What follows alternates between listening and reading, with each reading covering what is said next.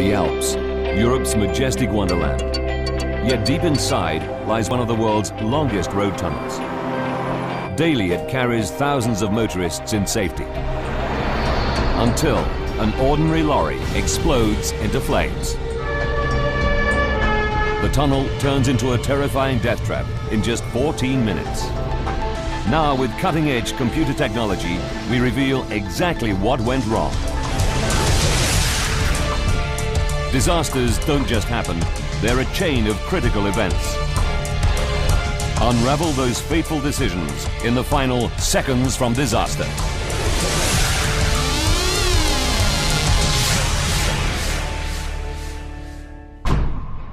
Europe, France, Mont Blanc.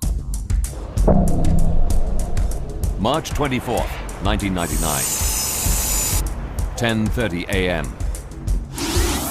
The world's deepest tunnel, cut through solid rock, lies 2,478 meters beneath Mont Blanc, Europe's highest mountain.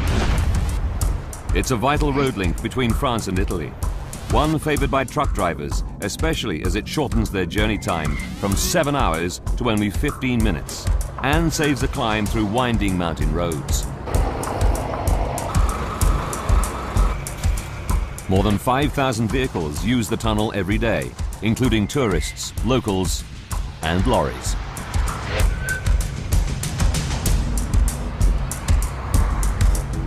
It's a fine spring morning as British trucker John Whitby heads for the toll on the Italian side. As you come up through the mountains towards the tunnel entrance, it's very picturesque, and then there's this little black hole in the side of the mountain. Prior to this particular day, I'd always been quite happy to go through the tunnels. Some use the tunnel for pleasure. Extreme skier Nicolas Borghi is heading from his home in Italy to the ski slopes of France. That day, the snow conditions were perfect. It is my passion to ski off-piste. We packed our ski boots and all our other gear in the car and drove towards the tunnel. When we got there, we paid our tolls and entered the tunnel as we'd done 1,000 times before.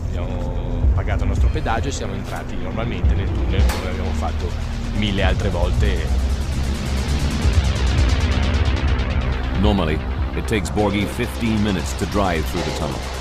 Today's journey would be different. We invite you to comply with the safety regulations indicated on the information brochure.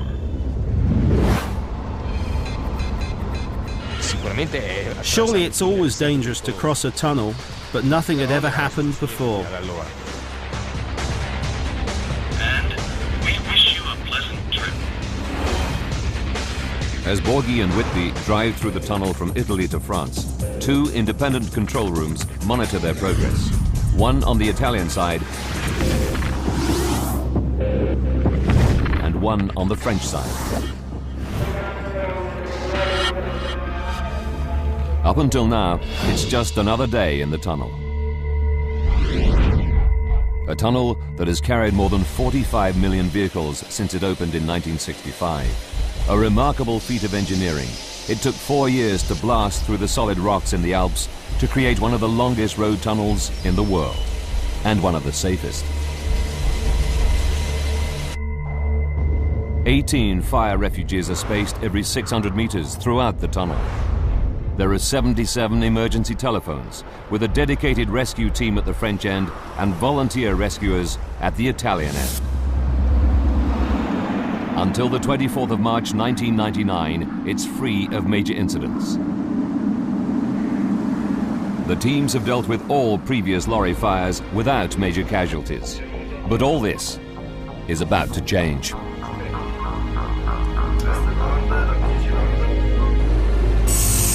10:46 a.m.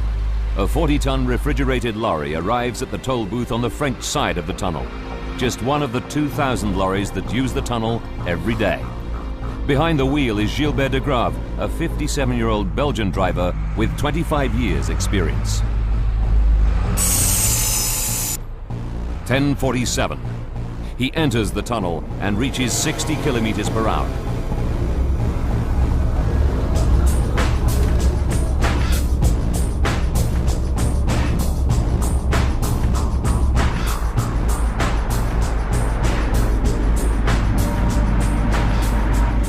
refrigerated Volvo lorry is carrying an everyday load, 9 tons of margarine and 12 tons of flour, destined for a food factory in Milan.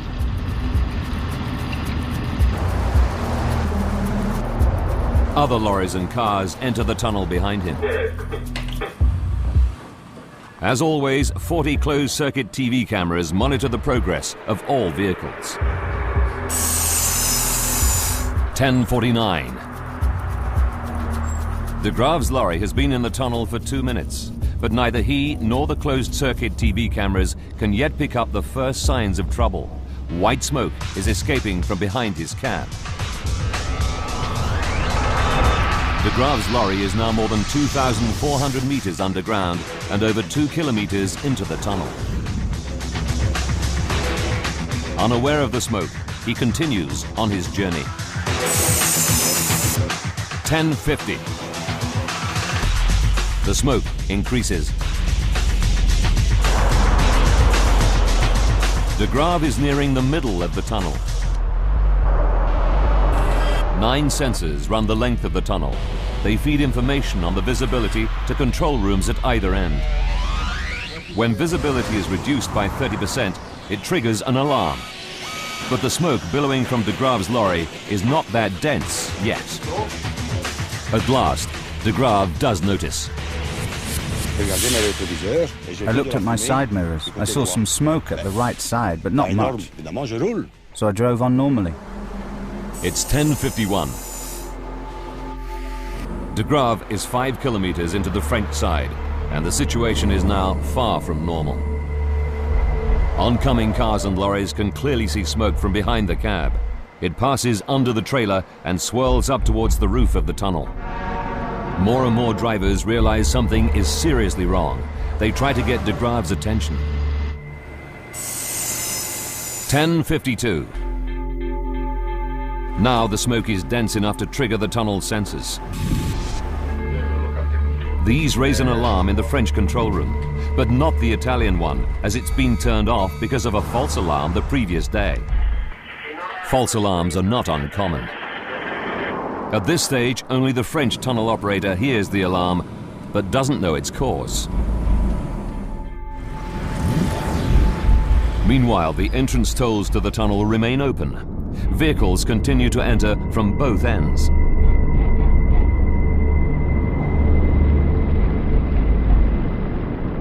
Finally, Gilbert de Graaf can ignore the smoke no longer. As I drive, the smoke is increasing. I put on my hazard lights to warn the people behind and avoid an accident.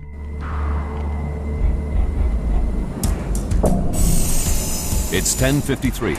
He brings his lorry to a halt. He's 6 kilometers in, the halfway point of the Mont Blanc tunnel. I stopped slowly. I got out of the truck and the smoke was much more noticeable. A queue quickly forms behind him. I tried to grab hold of the extinguisher, but I didn't have time because the whole cabin was in flames.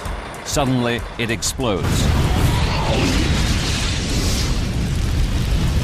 De Graaf abandons his lorry and runs towards Italy. Driving towards him on the other side of the road is the Italian skier Nicolas Borghi.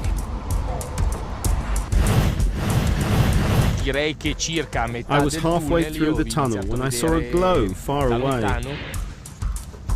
Then, when I was 20 meters away, I saw a massive flame and the truck driver running away. The queue behind De Graaf's lorry is growing. 38 men and women are stuck in their vehicles. None of them can see the danger ahead. But John Whitby, who's coming from the opposite direction, can. We looked down the tunnel and couldn't see anything but blackness. But what we didn't know at that point was that blackness was actually thick smoke. And that thick smoke is rapidly enveloping the vehicles stuck behind De Graaf's lorry. Within seconds, the road tunnel will turn into a raging inferno.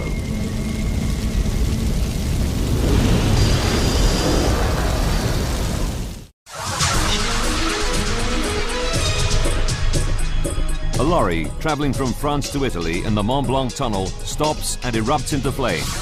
A line of vehicles comes to a halt behind it. Alarms trigger in the tunnel's control rooms, but operators do not yet realize the seriousness of the situation and continue to allow vehicles to enter the tunnel from its two entrances in France and Italy.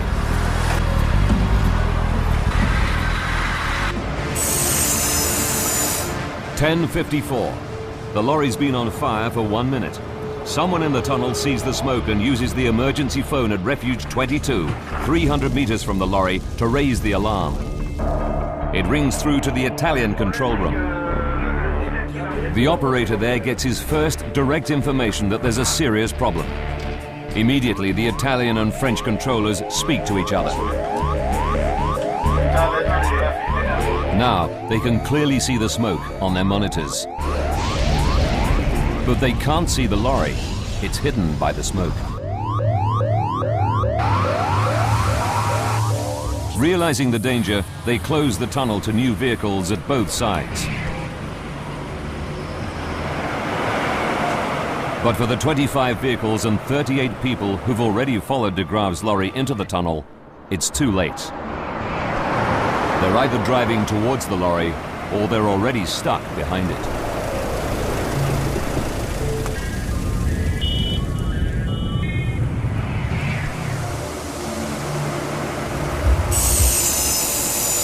"10:56. By now, thick black smoke is moving over the first of the vehicles trapped behind the lorry back towards France. But ahead of the flaming lorry towards Italy, the smoke is spreading more slowly. Drivers coming from that direction include Nicholas Borghi. I myself and the cars behind me were able to reverse till we reached a lay-by where we could do a U-turn and head towards the exit.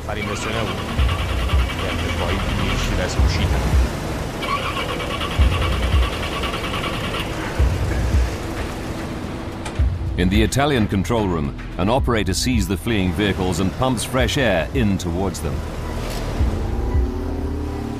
But this increased airflow moves through the tunnel towards the fire and onto France.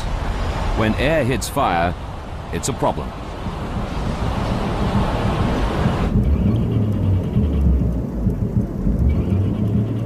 Like Borghi, John Whitby is also trying to escape.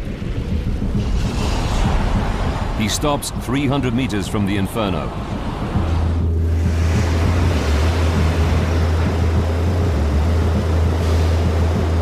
But the tunnel is too narrow for his lorry to turn. He has no choice but to abandon it. As he does, he looks back on the trapped vehicles. There must have been a lot of people that just did not stand a chance at all. It must have been absolutely horrifying for them. As Whitby makes his escape, the fire is burning fiercely, producing more and more thick black smoke. 10:57. The fire has been raging for just 4 minutes. Yet the killer smoke has already covered almost half a kilometer on its way towards France. The alarm reaches the tunnel's rescue team stationed at the French entrance. A 4-man team prepares to go in. 10:58. The wall of smoke from the epicenter of the fire obscures the view of the closed-circuit TV cameras. And as the French rescue team enter the tunnel, they don't know that 38 people are stuck in their vehicles behind the lorry.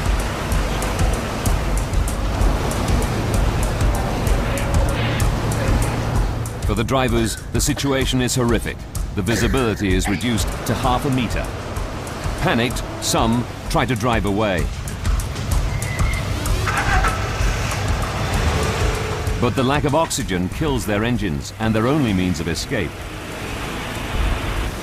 In desperation, some try to get to refuges, specially designed fireproof rooms located every 600 meters. But their quest is futile. It's a living nightmare.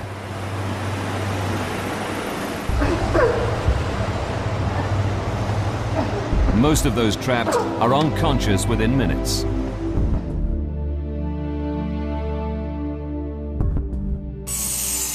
It's now 11 o'clock. As the scale of the catastrophe grows, firefighters from the French town of Chamonix scramble to enter the tunnel.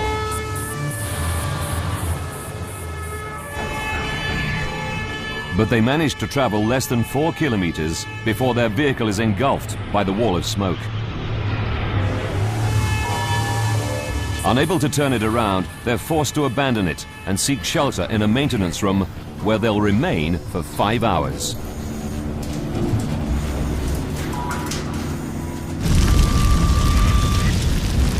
Still, no emergency services managed to reach the center of the blaze. Now the first rescuers enter from the Italian side, where the smoke is spreading more slowly. John Whitby is still by his lorry when he sees them. The wail of sirens came down the tube,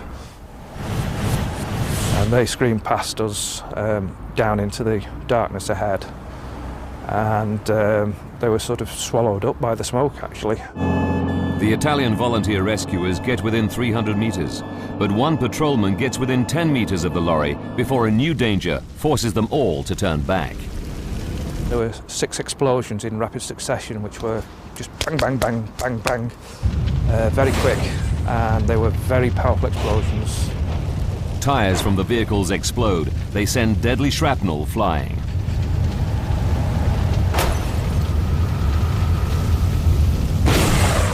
The tunnel walls shook with the force of the explosion.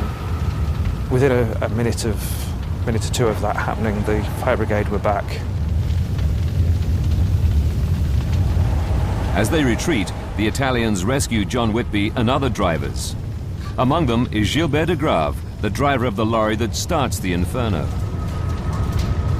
They exit the tunnel on the Italian side. They've all made a miraculous escape. It's 11:11. Italian firefighters enter the tunnel to try to tackle the blaze.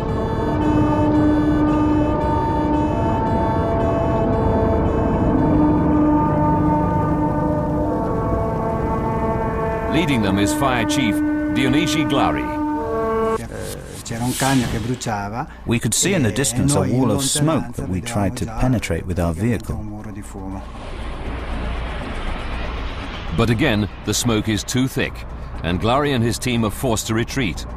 They seek shelter in refuge number 24, one of the tunnel's fireproof rooms, where they'll be safe for 2 hours. But for these firefighters, the drama isn't over. They receive word about some colleagues who are trapped, but where? Bravely, Glari and his team leave the safety of Refuge 24 and head out into the smoke to try to find them. We were walking in the tunnel with one hand along the walls so as to find our way.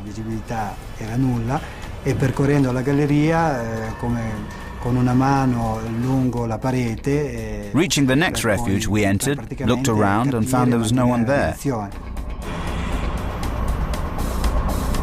The conditions worsen, and after 10 minutes the firefighters are forced back to Refuge 24 to find to their disbelief that the smoke-proof room now offers them little protection.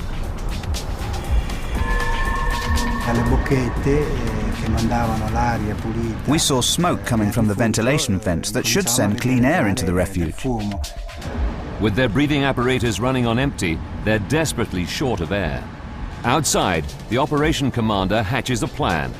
The trapped firefighters are told that beneath the road is a ventilation duct full of fresh air which may offer a means of escape. The problem is finding the door without getting lost in the smoke. To reach this doorway, we had to use an electrical extension lead that we tied to the door of the refuge and then went to look for the doorway. At the same time, more Italian firefighters are sent in through the ventilation duct to try to open the door from below. The moment they opened that door, that was the moment I glimpsed a possibility of escape. mia salvezza, ma era anche quella di tutta la squadra. The rescuers become the rescued. After 3 hours, Glary and his team are able to escape through the ventilation duct.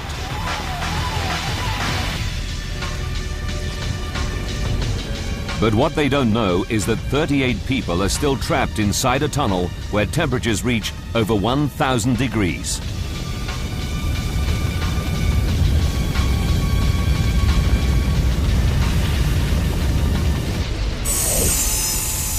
(11:30). 37 minutes after the lorry erupts in flames, the dense, deadly smoke now stretches more than 6 kilometers, filling the tunnel all the way to the French exit.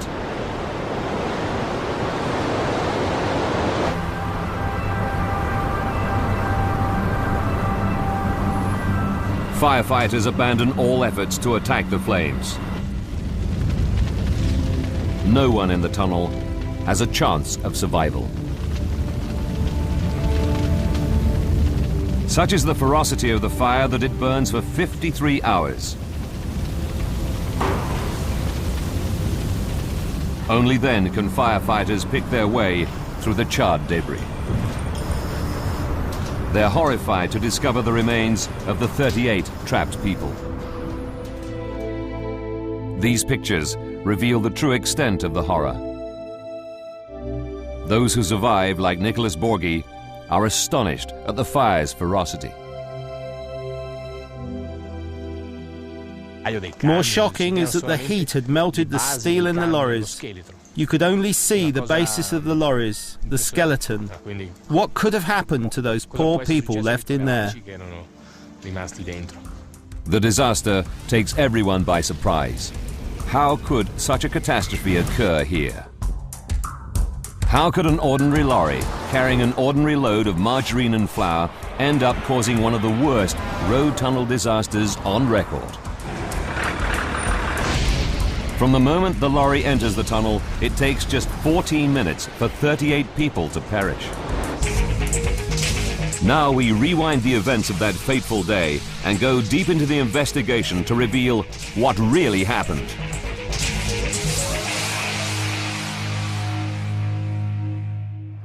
Advanced computer simulation will take us where no camera can go, into the heart of the disaster zone. A team of experts is assembled to investigate the fire. Using their data, we can piece together the deadly chain of events to find out what caused this terrible tragedy. The first mystery facing the experts is what starts the fire in the lorry. They trace the lorry's journey on its approach to the tunnel. This is where problems could first occur. Lorries frequently overheat on the long climb up to the tunnel entrance. Investigators examine the remains of the Volvo lorry. Is there a fault with the FH12 engine? After intensive tests, they find no conclusive evidence of overheating. Then, a breakthrough. The investigators find particles inside the engine that can only have got there if the air filter had burnt before the main fire. But how could the air filter have burnt first? One theory is that a casually discarded cigarette from a passing vehicle enters the lorry's air filter on top of the cabin. The cigarette travels down to the filter, which catches fire. Particles then enter the engine, causing that to catch fire and thus starting the blaze. It's a strong possibility. Investigators then carry out an experiment on a similar lorry in similar conditions. Although not conclusive, it proves a cigarette butt entering the air filter could cause a fire. But that in itself is not enough to cause a tragedy on the scale of the Mont Blanc tunnel fire. So how did this small fire turn into a raging inferno?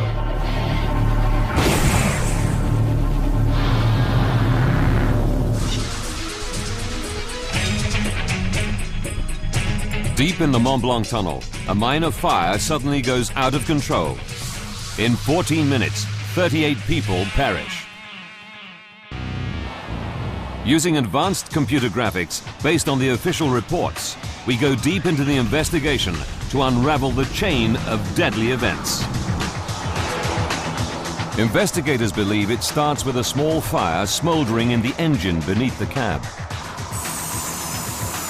14 minutes from disaster, de Grave enters the tunnel.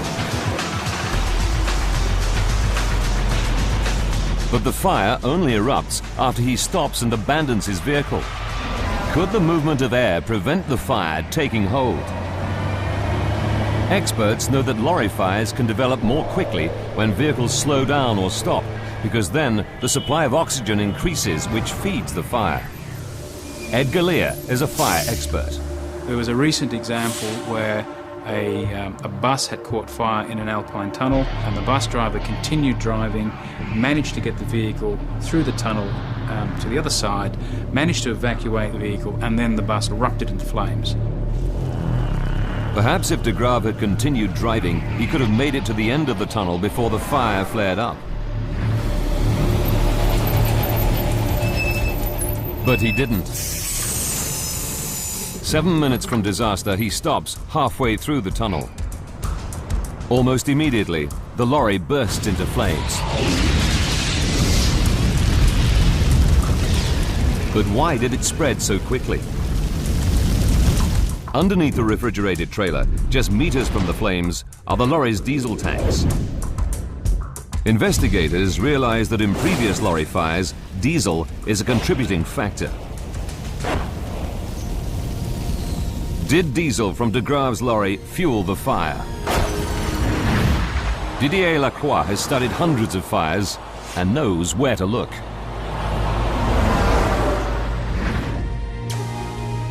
The difference between this fire and the 17 fires that had occurred before was that it started very quickly. They spread to 34 vehicles. But Lacroix discovers that de Grave's lorry is only carrying 550 litres of diesel. His tank is only half full. It can't explain the rapid spread of the fire. Lacroix digs deeper. He re-examines every second of the lorry's journey from the moment it enters the tunnel.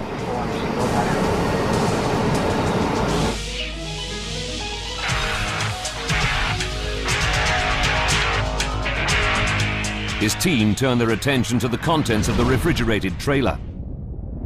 It's only carrying 9 tons of margarine and 12 tons of flour, a seemingly harmless load. They're not even classified as dangerous goods. But with little else to go on, they begin to experiment with the cargo.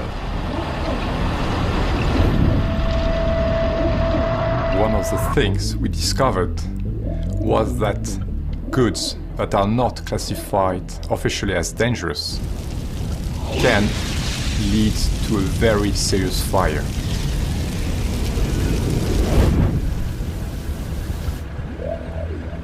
Here, a simple demonstration shows how 1 ton of margarine simulates the cargo. It's wrapped in polystyrene sheets, the same insulation material lining the refrigerated trailer. After just 2 minutes, it proves to be a highly combustible combination. In refrigerated vans, you have polyurethane, and when this burns, it produces a lot of heat. It can burn very rapidly. When the margarine melts due to the fire, it's an oil-based material, and it will also rapidly burn, producing quite a lot of heat. Margarine has a very high energy content. Incredibly, when it's melted, it's almost as dangerous as petrol. Our experiment shows how dangerous things can be in the open air, but fire experts know that in the confines of tunnels, fires burn much more intensely because there are limited outlets for the heat to escape. To find out more, this research facility is conducting large-scale fire tests in a disused road tunnel in Norway. Simulated trailers with various loads are set alight. The purpose of the tests is to investigate the heat generated by lorries carrying typical loads, such as packing crates and furniture. These experiments produce the world's highest heat release rating ever recorded in a tunnel fire test. But is margarine even more flammable? The Mont Blanc team calculates that the burning load of margarine may have created an even higher heat rating. The intensity of the fire on March 24, 1999 takes everyone by surprise, including Mont Blanc tunnel expert Jean Martinetti. The fire reached between 1,000 and 1,200 degrees. Nothing could withstand it. Everything melted, the ground, the concrete, the structure. It was completely unthinkable, a real crematorium. Investigators are shocked that such a simple cargo of margarine and flour, not classified as dangerous, could produce a fire almost as powerful as a 30,000-litre petrol tanker. But 14 other lorries are stuck in an 800-metre queue behind the first burning lorry. Could these have contributed to the fire? The second truck was also carrying margarine. There were 2 trucks carrying large quantities of polyethylene. The combined firepower of these lorries burning together takes the Inferno to another unimaginable level of horror for the 38 people trapped in the tunnel. The vehicles that were involved in the fire had the energy content equivalent of about 5 to 7 petrol tankers full of fuel. But for these vehicles to contribute to the Inferno, the fire first had to spread to them. So how did that happen? 3 explanations emerge. First, the burning truck radiates heat and generates hot gases that in the confines of a tunnel can ignite vehicles a great distance from the fire. Another way is that the vehicle that's on fire is leaking fuel, and it runs along the length of the tunnel. Yet another way is if the fire is very intense, the road surface itself catches fire, and then that will ignite the other vehicles in the tunnel. Investigators are not able to prove which of the 3 methods causes the fire to spread, but they do make another discovery. Fire is not the real killer.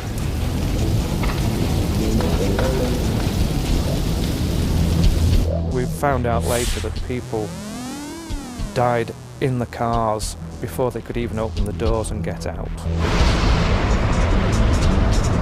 So if fire is not the killer, what is?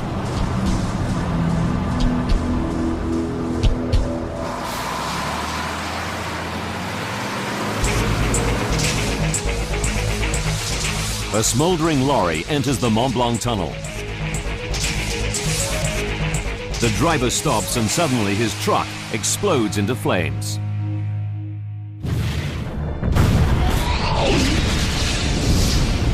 Investigators know that the driver manages to escape the Inferno by running towards Italy. But 38 motorists behind his lorry back towards France perish. Why?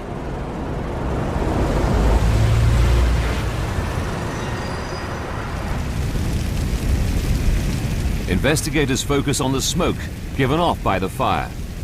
Without realizing it, John Whitby is a witness to this deadly wall of smoke. All we could see ahead was blackness about 200 metres from where we were stopped. It was just completely dark. We presumed that it was just lack of lighting, but it actually turned out to be the smoke from the fire. 7 minutes from disaster, data gathered from the sensors in the tunnel reveal that in these minutes, smoke travels 800 meters over the 25 gridlocked vehicles. The smoke travels at 4.5 meters per second. That's more than 16 kilometers per hour, creating a sudden loss of visibility down to half a meter. It means the trapped drivers have only seconds to decide whether to try to reach safety of a refuge or remain in their vehicles. People probably believe that they're safe in their vehicle, that the smoke is not going to be too much of a problem, that the fire will be brought under control and they might as well stay in their car.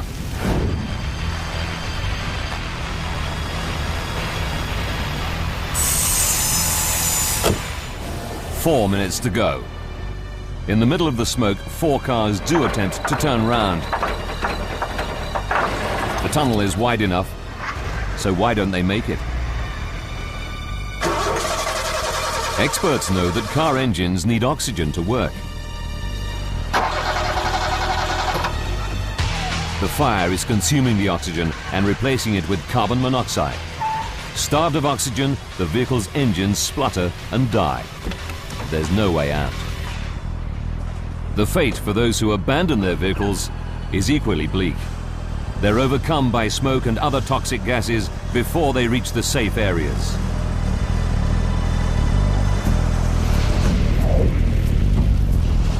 Analysis of the scene reveals that the smoke contains cyanide, a gas that no one can survive. The smoke fills the French half of the tunnel so rapidly that none of the 38 trapped people stands a chance. It's impossible for even the fittest individual to outrun.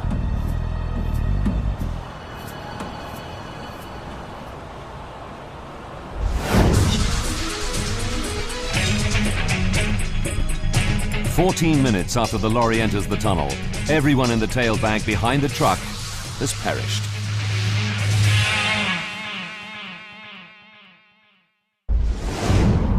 Investigators now turn their attention to why the deadly smoke moves towards France. Normally, airflow in the tunnel is the other way, towards Italy. They discover that weather conditions play a key role. The day of the fire, there were rather unusual weather conditions that happened maybe 20 days a year, with a wind going from Italy to France.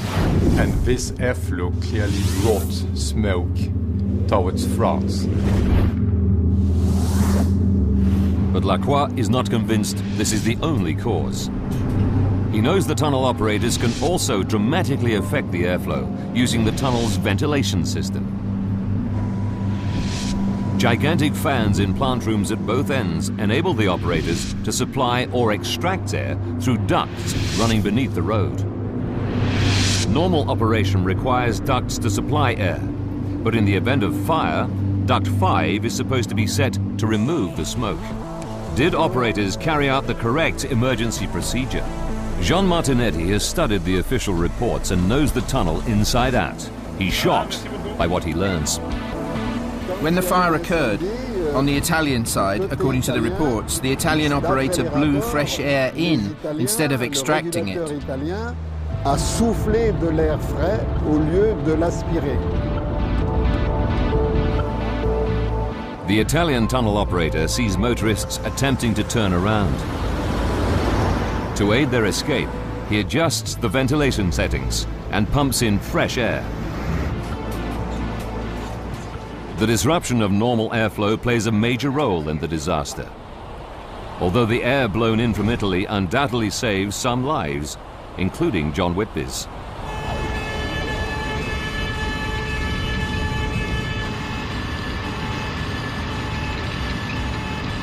I realised how lucky I was. 90% of the time, the smoke would have come the other way to Italy, and I wouldn't be here now. But the air being pumped in from Italy moves the smoke towards France at a terrifying speed. After enveloping the vehicles trapped behind the burning lorry, the smoke accelerates, now moving at 6 meters per second. On the French side, the whole French half of the tunnel was filled with smoke in little over half an hour.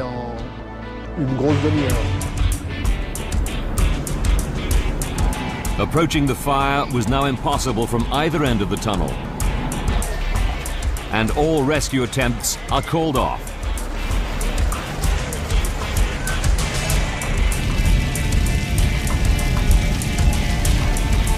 But a startling discovery is about to be made.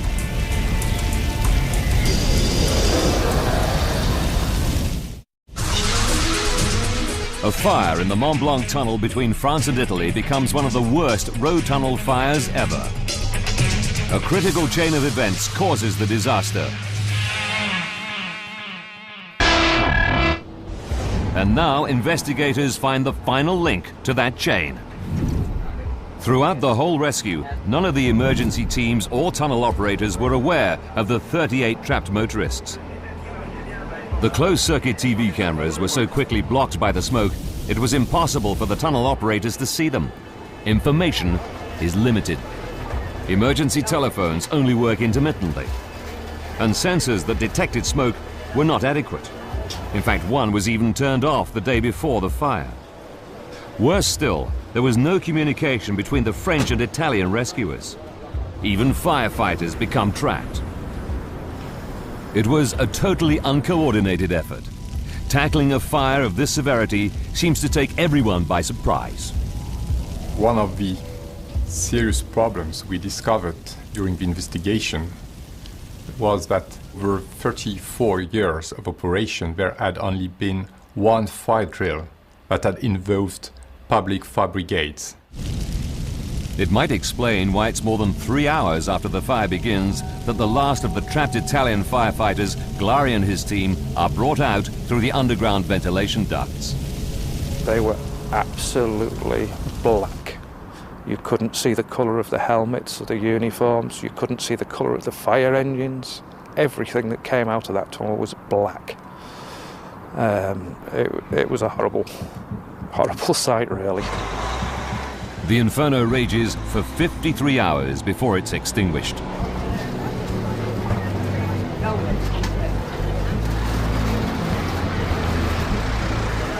I really hope that something is done to improve the safety of these tunnels. The disaster triggered an overhaul of safety procedures in the Mont Blanc tunnel. Today, maximum speed limits and minimum distances between vehicles are strictly enforced.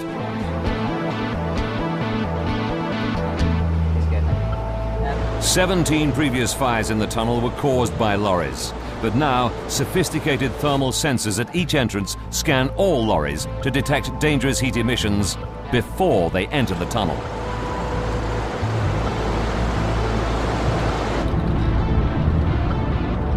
The tunnel operators have gone a long way to correct the mistakes. Many changes have been made regarding safety in the Mont Blanc tunnel. Probably one of the most important things is that now there is only one operator and using one single control center. They stage regular fire and evacuation drills.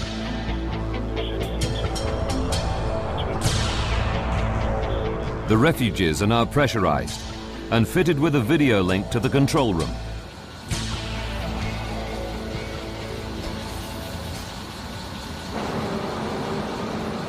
Staircases now connect them directly to evacuation channels below the road.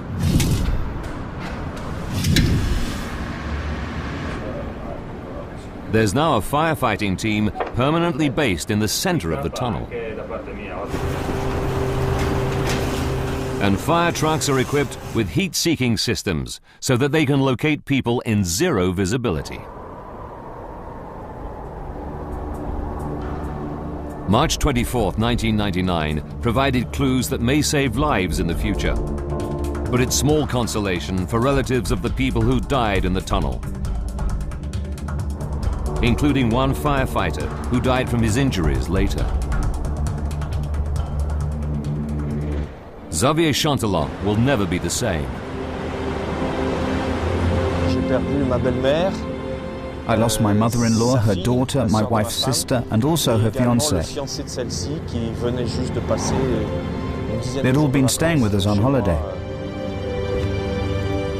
For relatives of the victims, like Xavier, there are still many unanswered questions regarding the final moments of those loved ones lost inside the tunnel.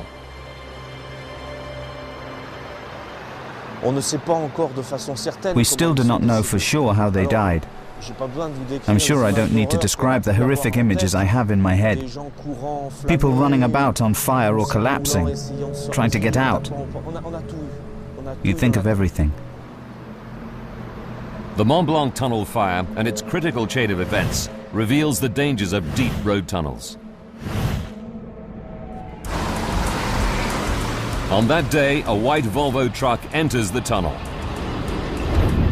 A small fire under the cab gives off a stream of white smoke. The lorry stops, more air reaches the fire, causing it to erupt.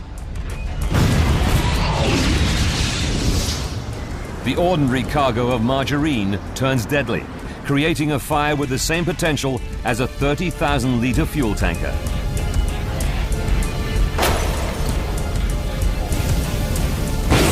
The unusual weather conditions and incorrect use of the tunnel's ventilation system creates a wall of smoke that quickly envelops 38 trapped motorists, leaving them no chance of survival. But was this critical chain of events unique?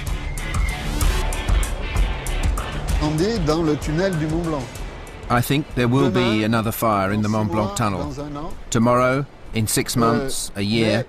But the emergency services are better adapted today than they were at the time of the disaster. But there will be another fire.